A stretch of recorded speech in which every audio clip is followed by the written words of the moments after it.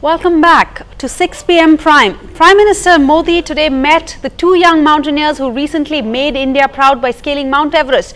Talking about 13-year-old Poorna Malavat, she created a record, becoming the youngest female ever in the world to reach the world's highest peak at the age of, like I said, 13 years, 11 months on the 25th of May. 17-year-old Anand Kumar also reached the summit of Mount Everest on the same day. Both of them are students of the Social Welfare Residential School in Nizamabad, Telangana now. And his father works as a mechanic in a cycle shop. And we're very pleased to have Poorna, Anand in the studio with us, and also your coach Shekhar Babu, the expedition leader and coach. Thank you so much all for being here. First and foremost, not just have you both scaled Mount Everest, but you also got to meet the Prime Minister. What was that like? What did he say to you today?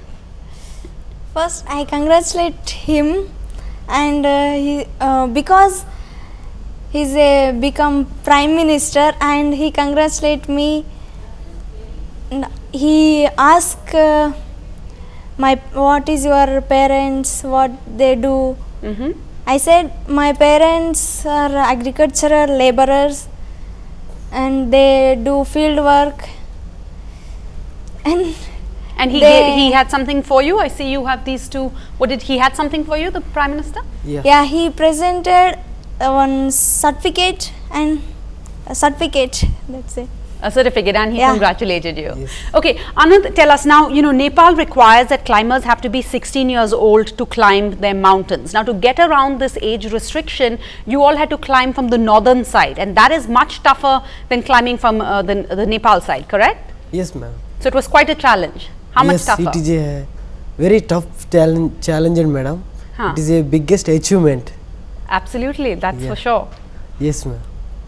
Okay, and all right, sir, Mr. Babu, how does one train students like them? They're from Andhra Pradesh, they haven't really been on a mountain before, certainly nothing like Everest, and mountaineering is like journalism, you can't teach it in a classroom. So how do you replicate those conditions? How did you train them? No, their initial training started at Andhra Pradesh, of course now Telangana, but later on we took them for mountains. And we have checked their endurance capacity, the mental capacity especially, and then cold bearing capacity. Everything we have tested them in mountains, and then only we took them for Everest. Yeah, initial training part was done at rock climbing school Bongir, and then later on we took them for a mountaineering course for about 20 days. And after that 3 months physical training, after the mountaineering course, after 3 months physical fitness training, we took them for Ladakh for winter training, where we tested them for minus 30 degrees. Wow. And then after that we took 3 months for preparing them for Everest. Then they went to Everest. And selecting the north route, it's not just because of age restriction, it is because I have climbed the north route before personally.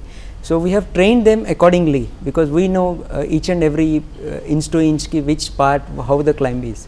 So we trained them accordingly. That is why we have been to north route. All right. Now, your coach made a very important point. It's not just about being physically fit, you also have to be mentally able to make this climb.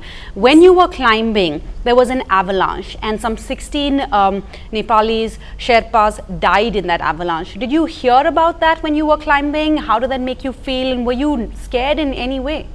Yes, madam. We are here that news. I was shocked, and I was scared, but I only one thing, I want to fulfill the dream of my secretary.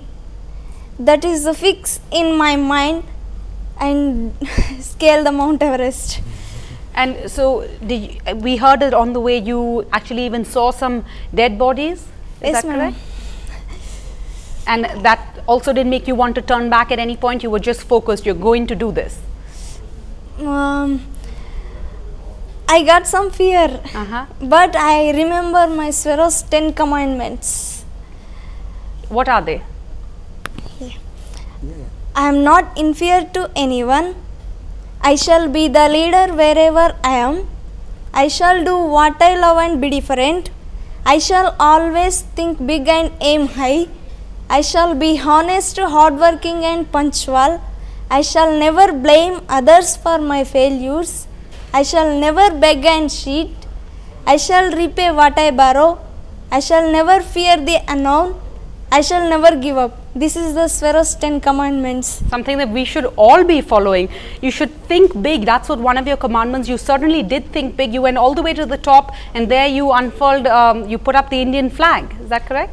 Yes. So you were carrying the flag with you? Indian flag and Telangana flag also. And what else were you carrying with you? Flags only, and oxygen cylinder. Oxygen cylinder. Yeah. Okay, and your thoughts coming down. Sometimes we know that the coming down is equally dangerous, if not more dangerous. When you were coming down, after all this exhilaration of what you've achieved, did you have to compose yourself, tell yourself, be calm, don't do anything too crazy? While going, how much of difficulties, while coming also same thing, madam, because it is a steep mountains, and while you steep now, you are going to the lower part of the mountains, valleys, biggest valleys, thousands of meters valleys, madam.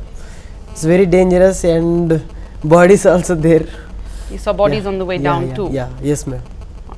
Well, thank you so much. It's been such a pleasure and so inspiring to meet both of you. And just to tell our audiences that you both now have board exams coming up, which I'm sure after scaling Mount Everest is going to be a cakewalk. Is that correct? Yeah. Well, all the best for your board exams too. Thank you so much for coming into the studio today. We're going in for another short break.